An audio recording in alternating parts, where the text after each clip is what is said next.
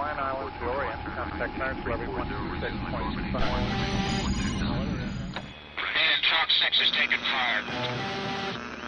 Okay, divert south of the river. Divert. I see you come to the red tracer. I just called him. You said damn well.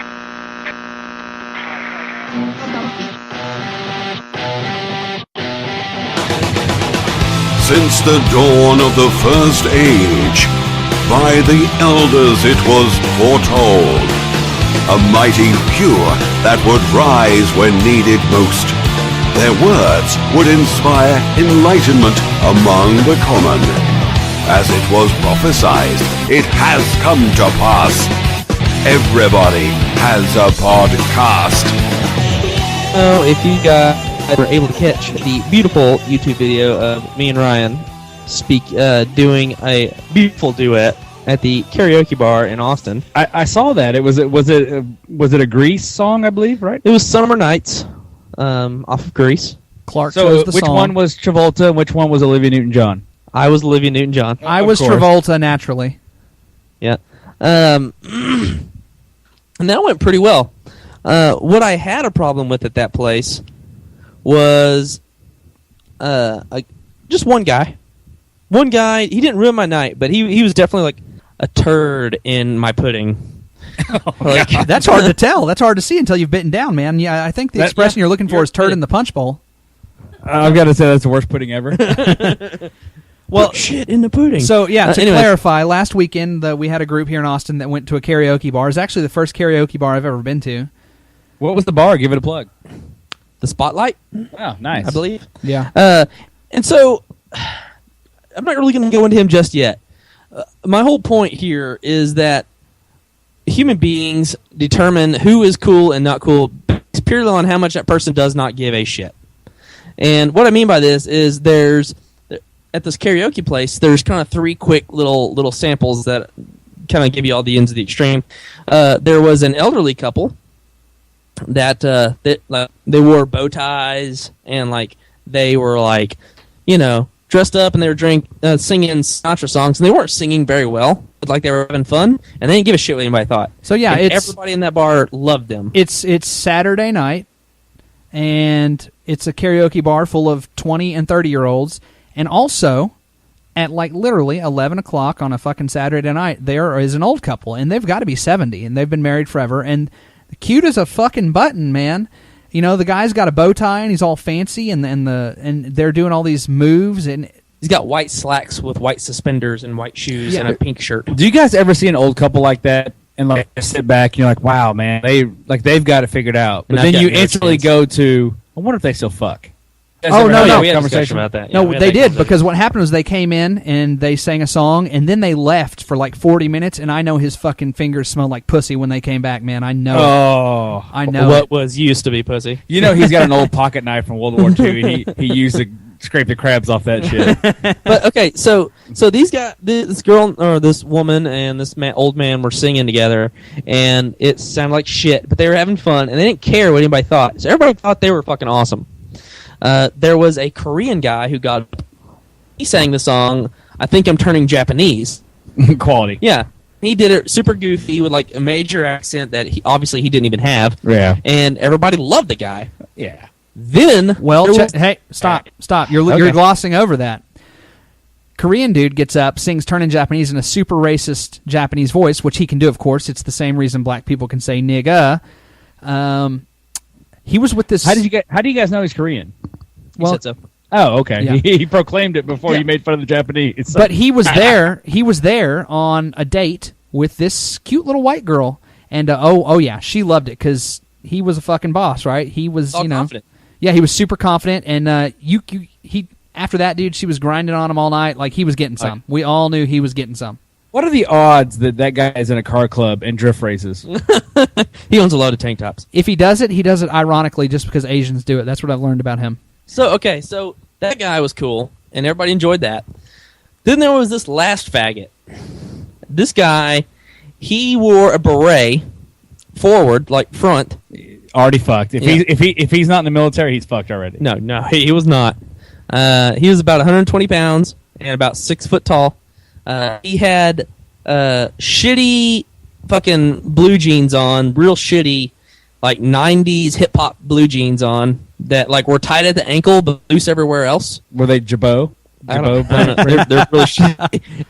And then he had a buttoned up, like a Walmart button up shirt that was open and untucked and free flowing in the air, where you could see his gray tank top undershirt, and he had a Bluetooth headset. Yeah, and he got up there and fucking danced every dance he got. And, like, no one in the bar responded. Everybody hated him. And he would, like, arms, like, come on, crowd, get into it. Like a middle linebacker in the NFL, like, trying to get the crowd pumped. And everybody was, like, just trying not to make eye contact. It was horrible. And, of course, he was there with a 350-pound black girl, because that's the only chick who would, like, hang out with him. And he was a fucking douchebag. And everybody was laughing at him. And I don't think he knew it. No. But everybody else knew it. Think about everything that made a boy band cool in like 97, and that was this guy. Like, I'm talking, he was the older brother one, though, right? You know, the goatee. Way older brother. Yeah. And he never changed his style. Let me just say this. If you're wearing a beret, right, the only thing keeping you from getting punched in the face for me is if you hand me a croissant. or you're in the military. No, and he was in Austin, so he was safe.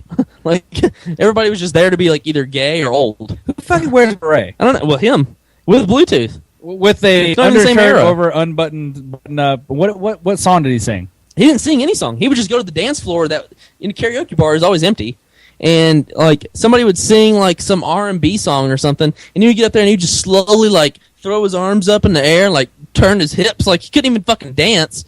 And, like, he would just, like, kind of, like, spin around in circles and, like, try to get people into it. You know, like, okay, if there was if there was a really shit Italian version of Usher from 1990. Why's it got to be Italian, Clark? That's what he looked like. He's a fucking nasty-ass Guido. I'm half Dago, thank you, by the way. No, you're not a fucking Guido, though. Like, you haven't seen the hair on my ass. So, point is, that guy was a fucking douchebag, and he was trying harder than anyone in that bar.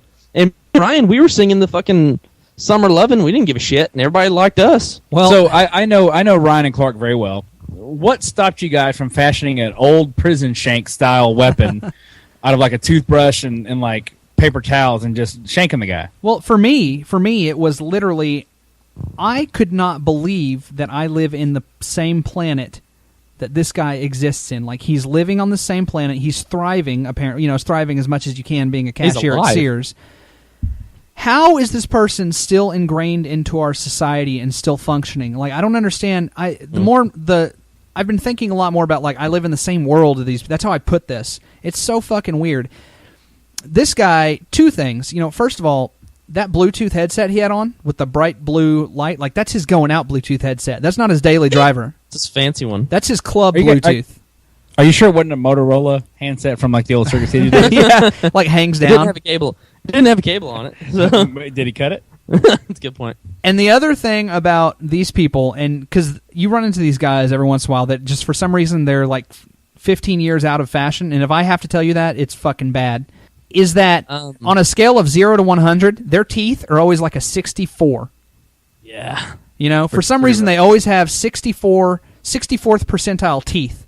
It's fucking weird and gross, and I don't get it, man. I don't understand how this person still exists. The reason I did not shank him is because I was just having trouble fathoming how he still exists on the same world as I do. I don't get it. Mine was a little bit more asshole-ish because, like, obviously, we all spot him immediately, but rather than, like, me causing a scene and, like, pretty much telling the guy he's retarded, I proceed to, like, go around the bar and, like, hey, look at that faggot. Like, just get everybody on my side and, like, turn the entire crowd against him. I will spend the entire night getting everybody to agree that guy is horrible. You know what this guy reminds me of? Me and my significant other go dancing quite a bit. And majority of the dancing we do is, we'll go, like, she likes to country dance. So, I learned how to country dance. We'll go country dance, right? And it's fun. She digs it, right? And that's one of the things you do when you're in a relationship.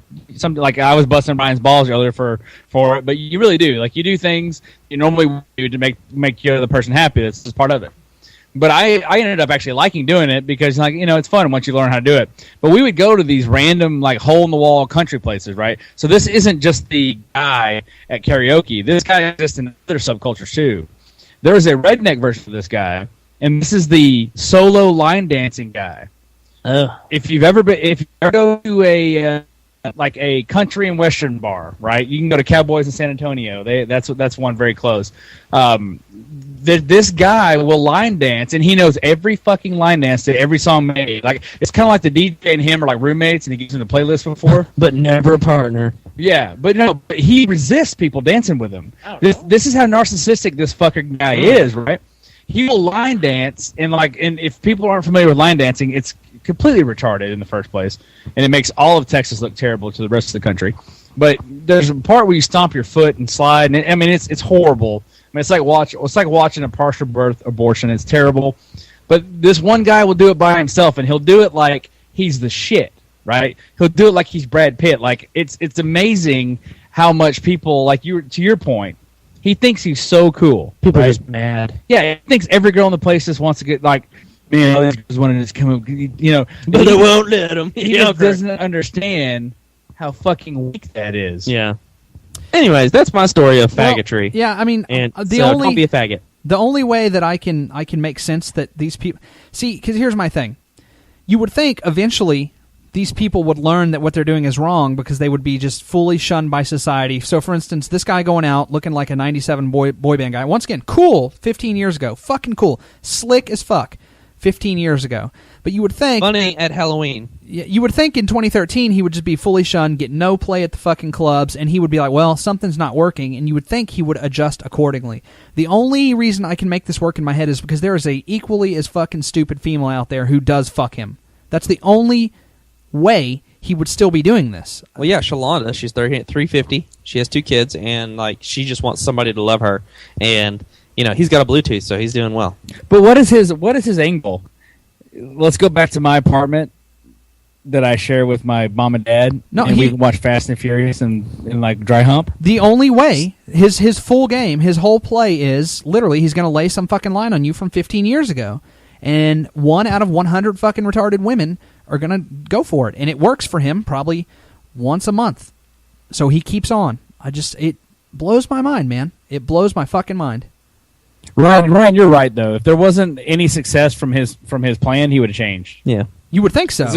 Because this is the kind of guy that will do anything that he thinks is cool, pop culture wise. Yeah. And his problem is he can't not be in the spotlight, but he doesn't realize he doesn't deserve the spotlight either. And that's the worst kind of person. Well, this guy is 2 months from not getting laid, from completely ditching the '90s hairband look and buying the superhero T-shirt and going for the hipster look. Yeah. Well, once again, and I've said this before, man, and don't get me wrong, I wish I could study this motherfucker. I wish I could put him in a glass fucking case and just study him for a living, because I would. But, man... And then kill him. Yeah. Well, more than him, more than wanting to learn how and why he ticks, dude, I want to fucking talk to whoever's fucking him. I want to be like, what is your deal? Because you're way more fascinating creature than this guy, because you're the one fucking him. Something's going on here. I just think this guy does not get laid without the... Like, if Prohibition was still in, this guy would never get laid. No. Like, this guy's assist, this guy should pay homage to alcohol, because I can't imagine there being a female, I don't care how big she is, and I don't care how hand-drawn her eyebrows are, that would hook up with this douchebag. Yeah, but see, you're coming from the point of you live in a well-adjusted society and surround yourself by more or less well-adjusted people. You and Clark, by the way. Yeah. I mean, there are some fucking little slivers of society out there that would probably just blow our mind, and they're probably 15 miles away. Do you think this guy has a 90s boy bands fight club going? It's just him and his cousin. But his cousin lives in Jersey, so they never actually have fought. They have a Nick Lachey altar they pray to. Yeah, it was an interesting night, man. Just because another comment I make to my girlfriend a lot is, it's like, I'm almost 30 years old. I am shocked at how often I am still thrown into a situation that I have no idea what's going on. Like, you would think at 30, and I'm not saying everything's figured out, but you would think at least in our society, you're like, well, I pretty much know how things work. No, man. You go out one night and then you see this guy, and then everything you thought you knew is just thrown into fucking chaos. It's insane, man. Ryan, it doesn't get any better either. I've got a couple years on you, and I can tell you this, that I go through that quite often, and it's an epiphany because you feel like you've seen it all, done it all, have it all figured out, and you'll just go out and you'll just see some shit that completely blows your mind. Yeah, and an epiphany is not something that blacks name their daughters. It's a realization. Yeah, or a Stain song. From Yeah, the 90s. Epiphany is the name of the girl that went home with that guy.